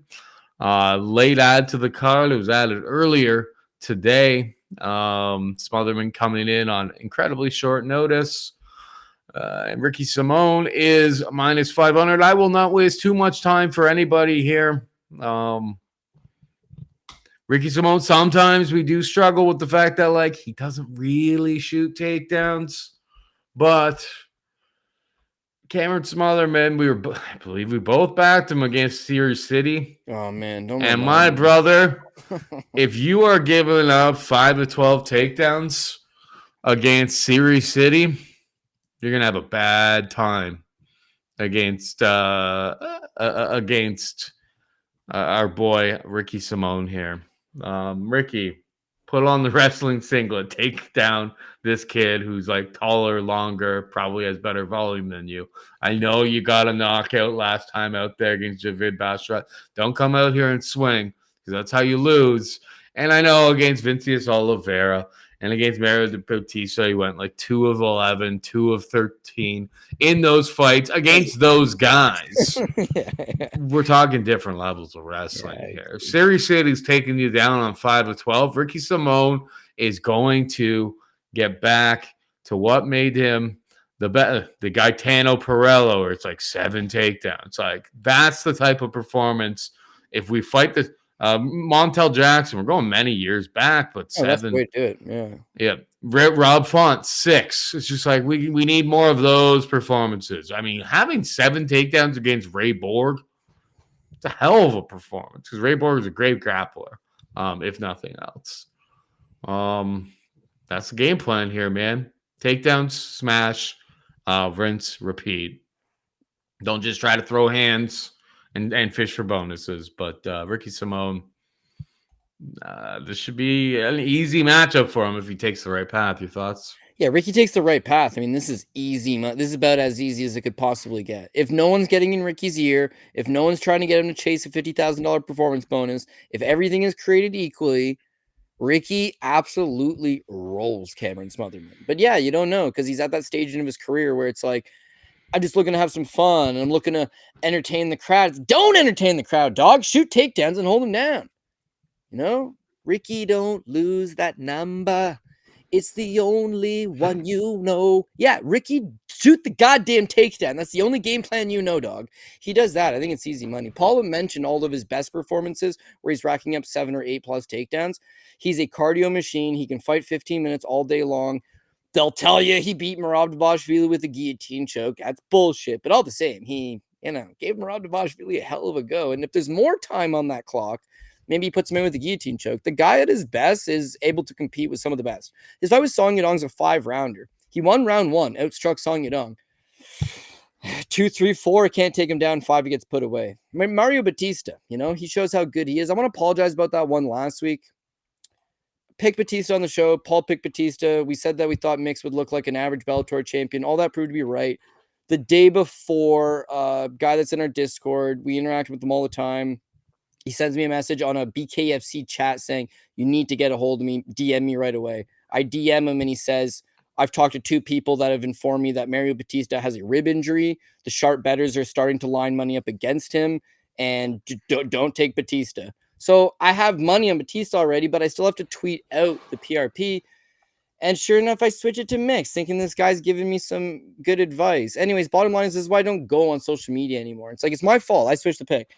But the more you talk to people, this is whatever he told me, whatever was fed to him, it was bullshit. And I feel like I got duped because here I am changing your entire opinion because somebody tells you a completely unconfirmed report that someone's heard and you just roll with it. So yeah, I'll admit it's like I didn't switch my pick. He was at the back end of a parlay that cashed for a lot of money. So yeah. Well, I just put it so low on the tickets that it was like, if it got all the way to the 5th line and this Mix one was the one that burnt it up, then it is what it is. But at the very least, I won't put Batista on anything and I won't put Mix high yet. But I got played by someone getting in my ear with this small little nugget that proved to be absolutely bullshit. And I'm not mad at the guy. I know he's watching the show. He's a huge fan. He's a huge supporter. Just don't be DMing me these hot tips. Like, just don't, man. Just let me do my own thing. Let me cook here. This happens all the time. Sorry, can I just jump in? Yes. Happens all the time in MMA, and like maybe Mario did have a rib injury because, like, remember the Ngannou versus Gane one is like the classic one, and that number, like that rumor of Ngannou having a knee injury turned out to actually be true. But what ended up happening in that fight? And Frankie Murderov was born, came out, got takedowns, didn't even strike with Ciryl Gane. So it's like you never really know. See it all the time. Chan Anledger one time, I had a confirmed report, and he confirmed it himself. It's like he tore his groin and his meniscus leading up to the fight, and he still won. And so it's hard to say the guy's hurt and whatnot. But last week in particular, if you look at the comment section, which I try to stay away from, it's absolutely littered with how me and Paul are the biggest bums because we're picking Merab Dvalishvili, who has no chance. Sean O'Malley won 2 of 5 rounds with a hip injury. I can't believe the audacity of these fools to pick against Sean O'Malley. And the other one was the Patchy Mix one, where they're hammering about how stupid we are. None of that bothered me. None of the weird comments. Is when someone who's close and personal to me says, DM me, I've got a hot tip for you. My buddy Tim Loy one time gave me a hot tip on OSP, and it was so unbelievably accurate. And yeah, in hindsight, Alex Reyes, or sorry, not Alex Reyes, that's his bum-ass brother, but Dominic Reyes was always going to win that fight. But at the time, it was an even fight. People were going both ways, and I had a good inside source that OSP's leg was shot to bits. He was going to struggle to make weight. He did struggle to make weight. He ends up getting bombed in the fight. So hot tips, I'm all for hot tips, but like, I don't know. This one really seemed like it was presented up for you. All of that is irrelevant. The reason I even got on that is because we're talking about Ricky Simón and he had lost to Mario Batista, is that whatever people may or may not think about Mario, there's a reason why absolutely nobody in the top 5 of the division wanted to fight him. There's a reason why Mix got signed to fight him. Nobody wants to fight Mario. He's a gangster. Song Yadong has headline cards with him. He's a top 5 guy. Mario's a top 5 guy. Vinicius Oliveira, although not a top 5 guy, perhaps the biggest bantamweight I have ever seen in my life. This guy is a problem because he is. Those fights don't look bad in hindsight. No, they don't. And Javid's got an 83% takedown defense. Javid's never been knocked out. Ricky takes him down, lets him up, nukes him. I'm in. Remember how we talked about earlier in the show about blonde hair Brundage? You got a guy who's no good. Derek Brunson at the tail end of his career, dyes his hair blonde. Boom, he's back. Charles Oliveira, they said he was a quitter. They said he had no heart. He dyes his hair blonde, becomes a champion. Ricky dyed his hair blonde in Seattle, and he was like vintage Ricky. He comes out even half of that. He takes down Cameron Smotherman, who Paul mentioned to great effect the Series City fight where he got taken down 5 times. It's so much more than that. Go watch every single one of his fights on the regional scene. He gets taken down in pretty well every one of them. He's tall. He's lanky. He cannot stuff a takedown to save his life. And there's some of these fights where Well, you go back to his amateur career, doesn't matter. CJ Jimenez knocks him out in 13 seconds with just an overhand. Shane Torres, took him down at will. Sharmbalas Grigoriou probably had one of the worst runs you've ever seen in the UFC. Also knocks him out. Grigoriou, yeah. Yeah, Grigoriou, right? Knocks him out in 1 minute on his Contender Series fight. His fight with Ryan Cuse, they'll say he won a split decision. Go watch it. And you can also watch him get taken down 14 times in the fight. He cannot stay for takedown to save his life. And on top of that, he's been knocked out in a minute by Sharmbalos. And This Mandela guy's an absolute scrub. Giant scrub. And it took him, well, not giant scrub. He only fights good guys, my boy Ryan Mandela. Yeah. But yeah, it took I tried to bet him against Voyer Vides, and he got finished in like a minute. Siri City going into that fight, shout out to Siri though. Siri City going into that fight had never taken down an opponent in the UFC. He took down Smotherman 5 times, okay? And still, even with getting those 5 takedowns, he still only has a 25% takedown accuracy in the UFC because he went 0 for 4 against Garrett Armfield and went 0 for 4 against Ramon Tavares and looked like Jordan fucking Burroughs against Cameron Smotherman. So, yeah, you tell me what's going to happen between Smotherman and Ricky Simone. Smotherman's going to be getting smothered, man.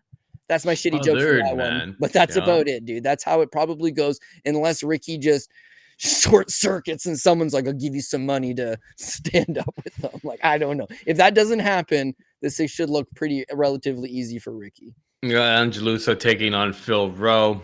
Lusa minus 132 favorite. Comeback on Phil Rowe plus 112 we got. Yeah, I got Angelusa. Now, this thing's not like it's any type of, excellent pick and I got any type of great angle on it. I don't care for either guy, right? So you've got a Phil Rowe who's battled with inconsistency. He's not been super active. His wins, Leon Shahbazyan, that's the no talent older brother actually of Edmen Shahbazyan, never made it. Orion Koski, bum. Jason Witt could not take a punch, got cut from the UFC. Nico Price, that's an okay win. But Nico Price arguably beat him until that third round where he clips him and puts him away. And then, yeah, he's just been kind of fighting like once a year. He fought once in 2023 against Neil Magny. He fought once in 2024 against Jake Matthews. This is going to be his one and likely only fight of 2025. BJJ black belt, but he's got no offensive wrestling. He's normally on his back. His BJJ is good, but it's not good enough to just be playing guard the whole time. His striking, like he's got a long jab on him. He's got long proportions. He's got, decent reach on him, but I don't see any type of real substance. He can sit down on some punches. I wouldn't say he's not a technical striker. It's just he's not going to be the kind of guy that goes out and wins a straight up striking battle without taking a whole bunch of lumps along the way. My biggest issue, though, is this height, right? He's 6'3" with that 80-inch reach. He fights like a super tall guy. Now, because he went out of his way to gain this BJJ black belt, because he has those long limbs, he loves triangles, he loves arm bars, is that he's way too comfortable of playing guard off his back. If you want to take him down, not only will you take him down, but you can rack up some serious control time on him. Leon Shahbazyan, striker, took him down once. Gabe Green's just a go-getter, but he took him down twice. Orion Koski's a total can, but he took him down twice. Jason Witt can wrestle, and so he took him down 4 times. Jake Matthews last time out also took him down. I feel like guys that want to go out there and offensively put hams around his hips and take him down and set up shop on top will have a lot of good success. Angelusa, in theory, is as good of a striker as Rowe. He's not as long. He's giving up 6 inches in reach. Yeah, he's giving up 6 inches in the reach department. I'd say he's got a better low kick. I'd say he's probably got slightly more power, but you do not want to get into a situation where you're just going to stand at range the entire time with him because it's going to be hard to find the target. What you got to do is get under there and shoot those takedowns. And that's the guy that he's become as of late. Like his fight with AJ Fletcher took him down twice. His fight with Riz McGee. This one's important because Riz McGee has the same proportions, man. He's big, he's tall, he's long. And because he's big, tall, and long, he can't stop takedowns. Lusa took him down 6 times and had a nice performance against him. Brian Battle couldn't take him down. Brian Battle's a bit of a dog, right? But his last fight with Bomb Fiend, 4 takedowns over a guy that defensively is a much better wrestler than Phil Rowe. And having the stones to take. So if you talk about Phil, sorry to cut you off, but good. if you're taking on Phil Rowe, Phil Rowe's worked on his BJJ and stuff, it's just like, if you have the stones, if you have the balls to take down Gabriel Bonfim 4 times, you must be pretty confident in your submission defense, right? You must be damn confident. That was my thought. That was my biggest thought about this. Obviously, it all comes down to the wrestling, but that Bonfim fight, just having the balls to go out there and try to take down Bonfim. Like, you lose on the striking, 2-1 essentially. But yeah, I think it kind of plays out more like the Reese McGee fight here. Very similar matchup. And McGee's been on a pretty good run, I believe. Yeah, he won the last fight. Picked up his He first won his last fight. Yeah. Wow, well, whatever. Won his last fight. He went to split decision with Chidi, who's on a good run. So it's like Lusa, Morono, Chamaya. Been also bad for Reese. He beat Frunza. He beat the Frunza police. Yeah. No, I think having the balls to take down Bonfim means that your submission defense must be on point. And he's at the gym with like Gil and a whole bunch of other people, I believe, on a day-to-day basis. So like his defensive grappling must be pretty damn good to be even just considering that as a path to victory. He ended up losing, but that kind of tells me a lot about this matchup. Don't stand at range. Don't give this, long kickboxer the ability to just, pick you apart with the jab for 15 minutes. Get on those hips, get takedowns, get control time, and hopefully your cardio is enough to get to the final bell. Ange Lusa by decision for me. Yeah, I think we're on the same page there. Last thing, me in the Bonfim fight, he goes 4 for 13 on takedowns. And people will say, oh, that's not a good percentage. Man, he shot 13. That's what I'm looking for. I'm not looking for shoot one and get stuffed and then you go back to striking. Like, get on this guy. Chain wrestle him. Shoot 3-4 takedowns every single round. That's the way to make it happen. Last thing I'll leave with you is that we talked about Phil Rose black belt. Phil Rose black belt, like when paired up with a guy like Craig Jones, he got flying triangle in a minute. That's not what we're looking at. You can go watch this flow grappling match. He takes on a guy named Nick Galante. I bet Nick Galante on these CFFC cards, and he's not very good. And Nick Galante quite simply just sits in his guard the entire time. Phil Rose not good off his back, man. Don't buy the hype. Phil Rose last submission victory. Oh my God. Yeah, 2019, 6 years ago, he beat a guy that was 4-5 with a second round guillotine choke. Yeah, it was guillotine, right? He's also got a rear naked that's on your back. Rear naked that's on your back. Does he have any arm bars? Nope. Does he have any triangles? Nope. So what good is being on your back gonna do, Paul? Not any good at all. And that's about for me. The Lusa decision prop sucks, by the way. I was like, I wonder what that is. And it's like plus 100. It's like, all right, just take the money line. I know that Lusa hasn't finished literally anybody in the UFC, but another one of those situations where it's like they're not giving you enough on the prop. Yeah, that's true. You take the minus 132. Crazy shit happens in this sport all of the time. Finally, we got Jamey-Lyn Horth taking on Vanessa Demopoulos minus 600 for Horth. Demopoulos can be had for plus 425. Quickly, I'm just going to say, you know what I see in this fight? Horth, a lot bigger, standing cage control, 15 minutes, absolute stinker of a fight. But Demopoulos doesn't have the takedowns to really do all that much to get the fight where I think she needs it. At range, I think Demopoulos can throw more volume, 100% can throw more volume, make this real greasy, but I think it's just going to be a lot of standing cage control. Does that win a fight in front of a crowd? I mean, I have no intention of really getting invested in this fight. But like after Demopoulos' performance against Alencar last time out, I'm not ready to hurt again, Cody. So Horth is a pick. It's probably a pass from a betting perspective for me. What about you?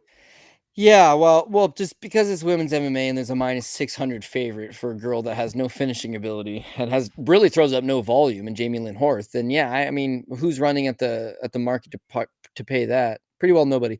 Here's the thing with Vanessa Demopoulos, right? She's got 18 pro fights, all 18 of them are at 115 pounds. As an amateur, she'd once fought at 125, and then that's it. Her whole career is 115. Is simply just moving up to 125.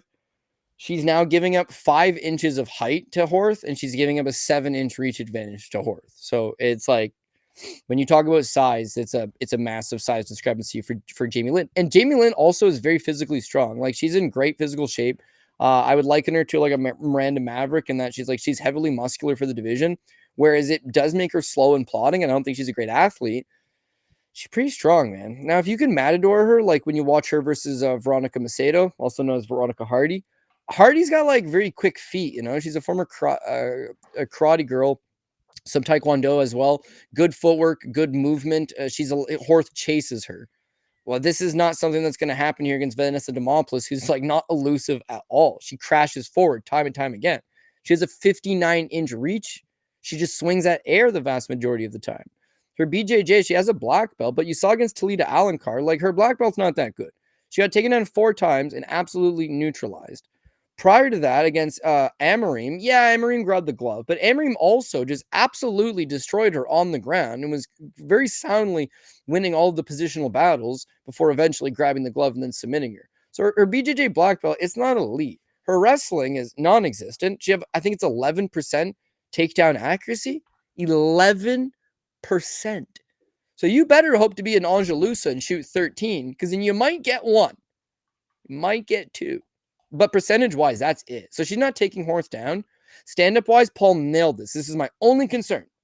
She has way better volume than Horth.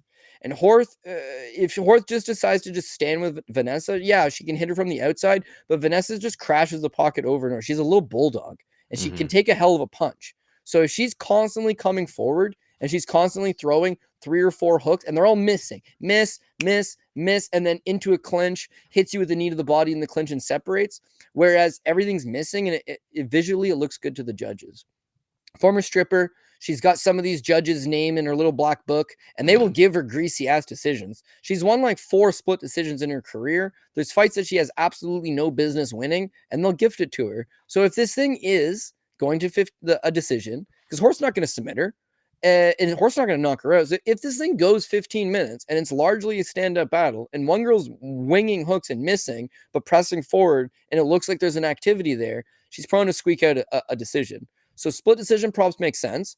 Anytime Vanessa Demopoulos is in a fight, it seems like split decision is on the table, but also it's just the line. -600 for Horth. I'm not really feeling it. Pretty wild. The pick for me, though, and is I've taken a number of these underdogs on the basis of I don't agree with the price. This is a fight that I don't agree with the price, but I will retain with the favorite. My reason being, I think Horth takes her down. I absolutely do. Every single one of Horth's fights, she's looking to get that over under. She took down Veronica Hardy once and actually did well on the ground. Ivana Petrovic, judo black belt. Ivana was tossing her. Once she gets up and she grabs you, she takes you down. Her last time out against Miranda Maverick, she also did get a takedown to her. Vanessa Demopoulos got exposed so unbelievably bad in those last 2 fights with her takedown defense that Horth would be an absolute dummy. Especially the Alencar fight, though. Yeah, what has she got off her back? Is she going to triangle you? Is she going to armbar you? No. Just use your big body.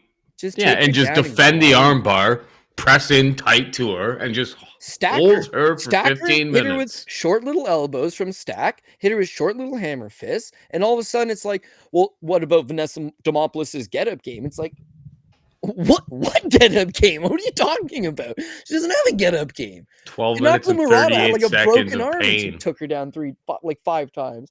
Trust me, as someone who bet Demopoulos and then literally within the first 7 minutes, I'm like, this is probably the worst bet that I made all year. And I made some really dumb bets, but at a pick'em was the dumbest bet of the year. Wasn't even close. And then 12 minutes and 38 seconds of control time. 4 of 5 on takedowns. So bad.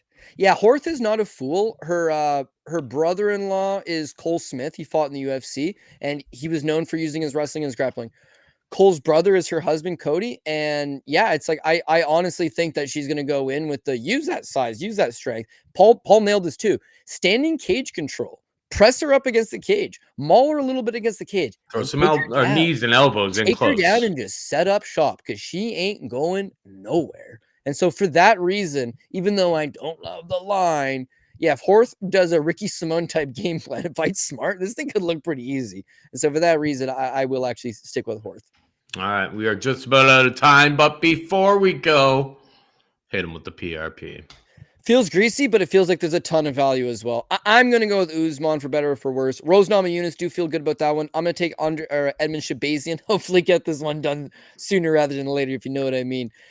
I'm going to take Cody Garbrandt, underdog money. Mansur Abdul-Malik, I do like him. I got C, just something about that -700's got me mad worried. Rodolfo Bellato, not good, still should win. Court McGee, dog number 3. Wellmaker, man, that's another one. I do got Wellmaker. Paul disagrees, and I can totally understand why. It all comes down to the number. Expect him All to comes down to win. the number. That's it. Cody Durden, that would be dog number 4. Ricky Simone, do like him a lot. Angelusa and Jamey-Lyn Horth. So, yeah, I mean, I got 4 underdogs. You could force another 2 or 3 of them. This could be one of those cards that you just spam. Not me, not my style. I have seen guys do it. Spam all the underdogs because there's a bunch of really good plus money, and all you need is a few of them to hit. You're going to be able to come out on the green end of that. But no, that's not me. I'm trying to parlay, and if I can get some of these dogs onto some successful parlays, oh, it'll be fantastic. I just got to wait to weigh-ins, dial in, and see who's good, see who's not. Joaquin Buckley, remember that one time he's doing the robot on the scales? It's like, yeah, give me a bad weight cut, and Usman pulls this thing off. But of course, I do want to wait till weigh-ins before I give my final say. For all the guys in the Discord, yeah, we'll do a weigh-in show, we'll do a prop show, and yeah, we'll lock in some picks. But yeah, I like this card from a betting standpoint. Hopefully, I'm still saying that come Sunday morning when we do the recap. Yes, sir. All right, that is it for us this week. Hope you enjoyed the show. For Cody, I'm Paul. Say goodbye and good luck.